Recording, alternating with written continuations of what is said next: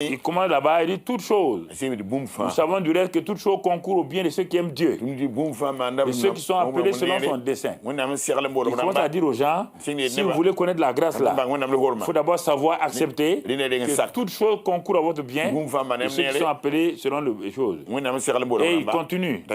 Il dit après, il dit, lui Dieu, il dit, que dirons-nous à l'égard de ces choses? Si Dieu est pour nous, qui sera contre nous? Il montre encore que là où il y a la grâce, là, personne ne peut être contre nous. Pour terminer, on voit le cas de Paul qui a donné cette phrase-là. Paul a été sauvé par la grâce. C'est le premier élément. Il a compris que c'est le salut. Nous sommes sauvés par la grâce de Dieu. Cela ne vient pas de nous. Donc, c'est un don de Dieu. Ensuite, Paul a été appelé au ministère par la grâce.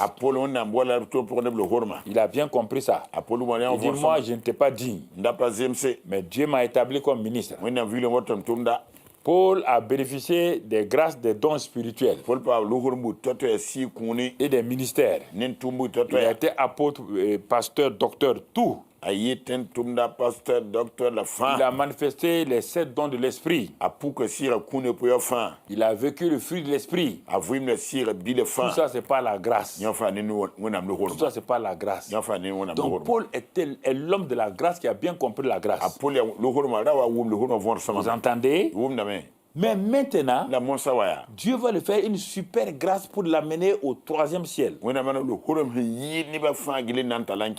ce moment-là, quand il est revenu, on l'a lu dans 2 Corinthiens 12, verset 1 à 10 là, quand il est revenu sur terre, il était trop fort. Il dit qu'il a été permis qu'un ange de Satan le fouette pour le garder dans l'humilité. Dans l'humilité. Alors, c'était trop difficile pour lui. Comme vous le connaissez, il a commencé à prier, jeûner. Prier, jeûner. Prier, jeûner. On dit 3 sessions. 3 fois, on n'a pas dit une fois, le matin, midi, non. 3 sessions. Ça ne marche pas. Et un jour, Dieu vient et dit, c'est l'homme de la grâce, non? Oui. Il dit, même dans cette situation-là, ma grâce te suffit. Il dit, hein? Même dans ça, là, il faut compter sur la grâce. Oui. C'est pourquoi il a écrit quoi? Il a écrit Romains 8, verset 28 à 39. C'est pourquoi il a écrit ça. Pourquoi il a pu écrire ça?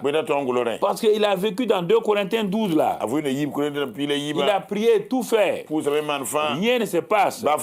Et alors dans Romains 8, 28, il dit ceci aux gens pour que les gens comprennent. Il dit 8, 28, il commence là-bas, il dit toutes choses. Nous savons du reste que toutes choses concourent au bien de ceux qui aiment Dieu, de ceux qui sont appelés selon son dessein. Il commence à dire aux gens, si vous voulez connaître la grâce là, il faut d'abord savoir accepter que toutes choses concourent à votre bien, de ceux qui sont appelés selon les choses. Et il continue.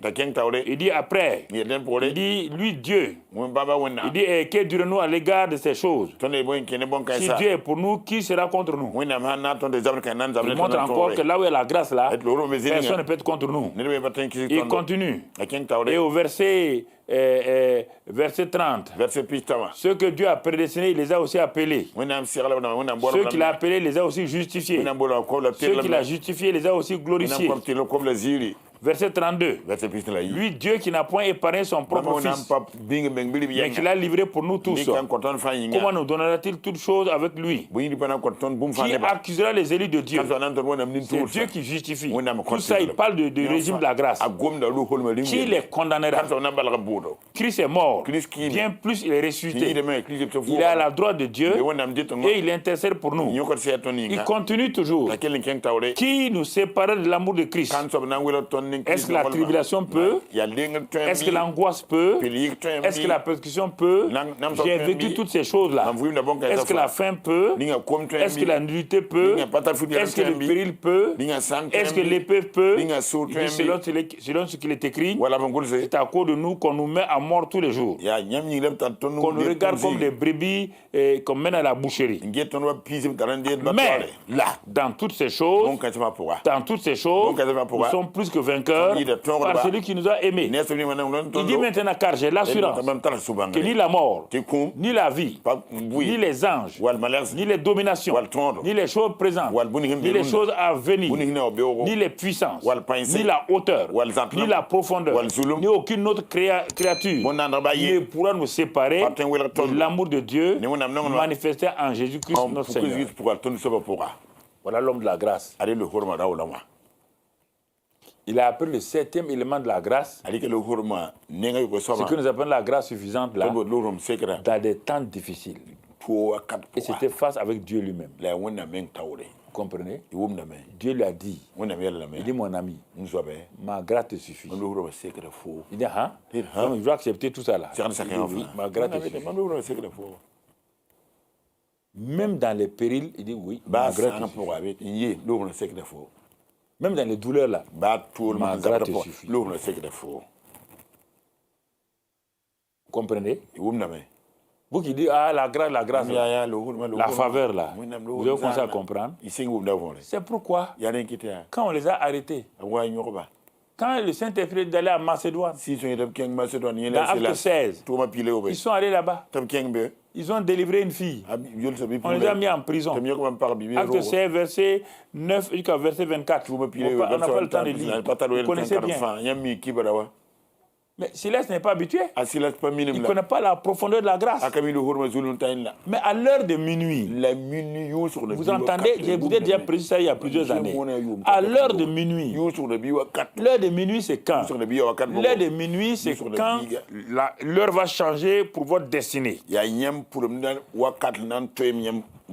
De bien en mal. L'heure de minuit, c'est la décision. Quand vous allez passer à minuit, 1 minute, vous êtes dans un nouveau jour. Le jour de la destruction, le jour de la mort. À l'heure de minuit, quand Paul a regardé, donc ce matin-là, quand il sera minuit, 1 minute, ce sera le matin. S'ils n'ont pas changé notre manière de voir la situation dans laquelle nous vivons là, Silas, ça n'est fini de nous. Le matin-là, nous serons des cadavres. S'il a dit, il faut prier. Dit, nous avons prié. Depuis qu'on nous a mis en prison là, c'était pas l'après-midi, non? Jusqu'à minuit, moins 2 là. On a prié. Il faut changer. Il faut louer Dieu. Il faut rendre grâce à Dieu. Il a dit, hein?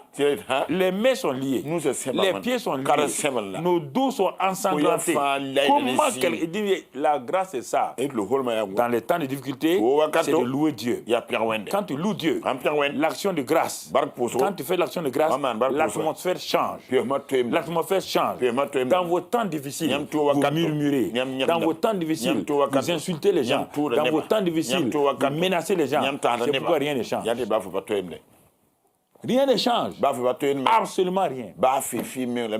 Il dit, mon ami, tu as intérêt à chanter. Vous croyez que Silas a commencé avec Paul? Paul a chanté fort. Silas allait doucement. Il dit, hey, mon petit, si tu ne continues pas à chanter, moi je serai sauvé. Toi, tu vas rester là-dedans. La grâce là est en train de venir. Ah, mais où ça est? Par la foi, on attend la grâce. Par la foi, nous marcherons. Par la foi. Par la foi. Attends. J'entends le bruit de la grâce. Ça vient sous forme d'une puissance. À un moment donné, les murs de la prison ont tremblé. Les fondements ont tremblé. Les murs se sont écroulés. Au lieu de s'écrouler à l'intérieur, les murs sont écroulés à l'extérieur. Aucun prisonnier, même ceux qui ne connaissaient pas la grâce, là, à cause de la grâce que Silas et Paul ont invoquée, la grâce est étendue sur tous ceux de la prison. C'est pourquoi quand vous êtes un homme de grâce, votre famille va vivre dans la grâce. Vos affaires vont vivre dans la grâce. Votre église va vivre dans la grâce. Mais si vous êtes un murmureur, une murmureuse, une munafika, vous allez étendre tout cela sur votre famille. Et votre famille va subir cela. Le temps est venu afin que dans votre heure de minuit, là, vous puissiez comprendre que c'est le moment de changer. C'est le moment où vous devez changer l'atmosphère spirituelle, l'atmosphère de votre environnement. La situation par la louange. La grâce suffisante viendra. Elle est en train de venir. C'est pourquoi tenez-vous debout là où vous êtes maintenant. Tenez-vous debout là où vous êtes dans l'église. Devant votre téléviseur, si vous pouvez le faire. Tenez-vous debout. Devant votre smartphone. Levez vos mains et commencez à louer le Seigneur. Dites-lui ta faveur. Voilà ce qu'il faut à mon cœur. Oui, c'est ta faveur. Ton amour. Ton amour. Voilà, Seigneur, ce qu'il faut à ma vie, c'est ton amour. Invoquez la grâce. Oh Seigneur, que ta grâce vienne sur moi. À l'heure de minuit, je sors des murmures. À l'heure de minuit, je repousse les murmures. J'appelle à ta grâce, ta faveur divine, qu'elle vienne sur moi et qu'elle s'étende sur mon environnement, qu'elle s'étende sur ma famille, qu'elle s'étende sur mon lieu de travail, qu'elle s'étende sur mon pays, que ta faveur s'étende sur ma nation. Continuez dans cet esprit de grâce-là. Continuez dans ça. Et la grâce de Dieu est en train de venir. Elle va descendre. Je vous le dis. Elle va venir parce que vous êtes persévérants. Que la grâce de Dieu soit sur vous. Dans cette journée-là, quand vous allez prendre la Sainte Seine, tout à l'heure là, c'est la Sainte Seine de la grâce. Il dit, remémorisez-vous de tout ce que j'ai fait par la grâce. C'est la victoire, c'est aussi la guérison, c'est tout. Ne regardez pas à quelqu'un d'autre, regardez à votre situation. Ne vous comparez pas à quelqu'un d'autre. Prenez pour vous-même, libérez les gens. Par la grâce de Dieu, je pardonne ici. Par la grâce de Dieu, je libère ici. Par la grâce de Dieu, je me soumets. Excellent Père de grâce, je leur ai donné ce matin la 7e caractéristique de la grâce. La grâce suffisante. Si certains n'ont pas écouté, Seigneur, donne-leur de reprendre tous ces messages, de les écouter attentivement. Car c'est là où il y aura le déclenchement de leur destinée. Qu'ils ne s'amusent pas avec ça, croyant qu'ils connaissent la grâce, alors que même leurs parents n'ont jamais entendu cela. Leurs pasteurs n'ont jamais entendu cela. Donne-leur de s'être au sérieux, de prendre cela, d'écouter la nuit, d'aller vagabonder, de se mettre au sérieux, d'écouter, de prier, de rendre grâce à Dieu. Et alors, je suis sûr et certain que l'huile de la grâce divine, l'abondance de la grâce divine, la pluie de la grâce divine viendra sur eux et qu'ils sortiront de là des personnes renouvelées, des personnes changées. Que la grâce de Dieu soit avec vous, que sa paix vous accompagne et que sa bonté et son amour soient sur vous par sa grâce suffisante. Au nom de Christ Jésus. Amen. Amen.